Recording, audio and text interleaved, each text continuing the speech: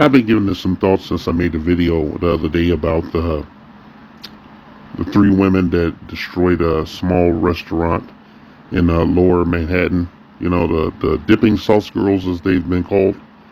And I've been giving that thought, and I also thought about the racist comments that people were leaving, on various websites, some reputable, like New York Times.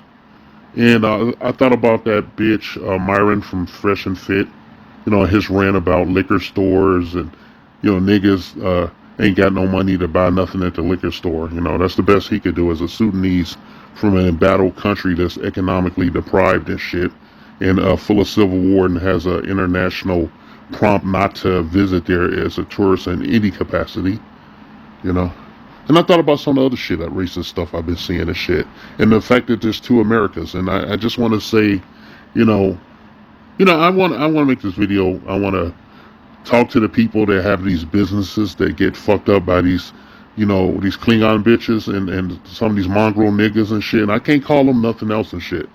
There's different classes of people, even in your communities and shit. There's criminals and fucked up people and shit, and people that have mental issues and, all manner of malfeasance and shit, okay? They bleed into one another. It's one of the reasons we call America a melting pot and shit. You get the good with the bad, okay? I should have said that inverted. You get the bad with the good, excuse me.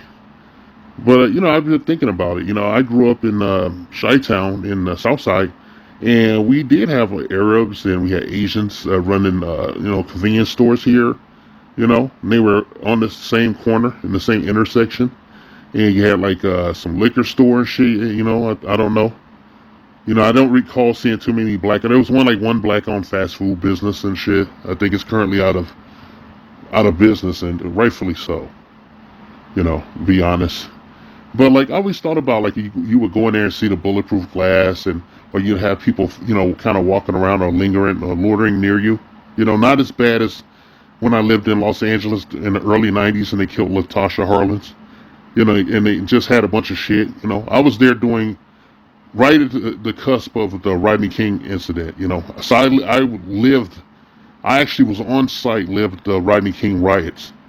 It's no big deal for me. Nothing happened to me and shit. But just as an observer of history, I've seen so much. And, I've just been thinking about it. I thought about that guy Myron's, him talking about, how niggas don't got no money in the liquor store. And I thought about when I read the interview for the owner of the French fry place that was destroyed by the mongrel Negroes, the Klingon bitches, excuse me. And the people that were cheering it on, she was very disheartened. I guess I made this video to give some advice, just put a business in your own neighborhood where you live. A lot of times you guys live very far away in gated communities or privileged areas and whatnot. And why don't you just put the business there and leave? Don't give us nothing. If you think I'm a nigga and shit like these bitches, there's no distinction. You can look around in this community, it's embattled community of ours, that's economically deprived amongst other things and shit. If you look around, see no other worth in it other than, getting a fast buck and shit, this didn't help you out, now you got insurance shit going on. These bitches going to jail, they don't care, they ain't gonna learn nothing but being in jail. They ain't gonna learn nothing from that.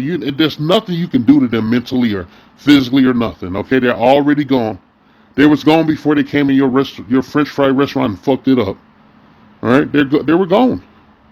And all the people that have a complaint like that, all the foreign immigrant business owners, the Korean motherfuckers, and some of these Arab people, Arab descent people, whatever the fuck race they are, and even some of the older people that have put. Not of the black community, supposed black community and shit. It's really a slum, a manufactured slum. I won't get into any of that bullshit right now. But just put the businesses in your own safe neighborhoods with plenty of police coverage and everything. And I think you'll do okay and whatnot. You don't need a fast buck, okay? You don't need the stress, okay? Don't give us shit, okay? Make these mongrel niggas travel to, get what they need. Make them travel in these, create big food deserts, create a dearth of goods. Okay, don't put nothing over here. Don't come over here. It's not safe. Okay, for you people. Okay, for you people and your mindset and shit. But you feel this way. You have these racist comments and talk about us and compare us to animals and all this bullshit. But you still chase a cheap, easy dollar in our neighborhood to enrich yourselves. Well, just stop doing that. Okay, you put the shit in your white neighborhoods, your Arab neighborhoods, your fucking your Asian neighborhoods and shit. You put that shit over there. Don't come over here selling us nothing. Don't sell nothing. Don't reward bad behavior. That's what I'm saying. Don't reward bad behavior. Now, I would like you guys to not put shit over here and create a gigantic food desert over here.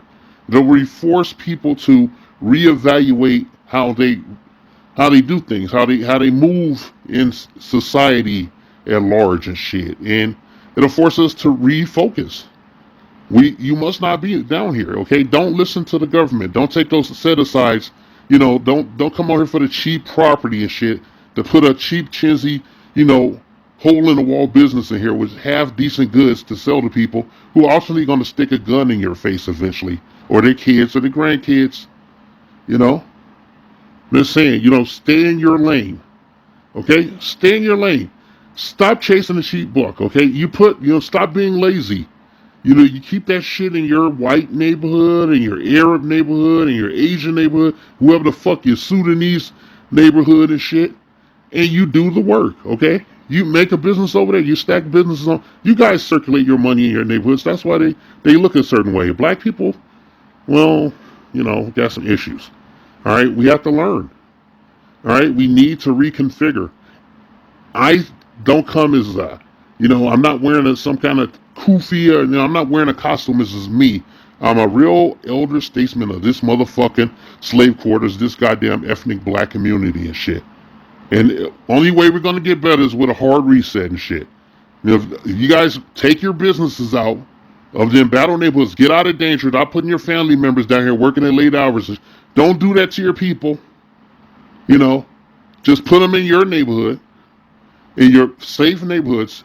Then black people will be like, hey, we don't got shit because of these people, and we need to check these people. We need to start taking care of our community and our things and shit. We need to take better care of it. We need to ask for better representation from our people that supposedly represent us politically and shit, okay?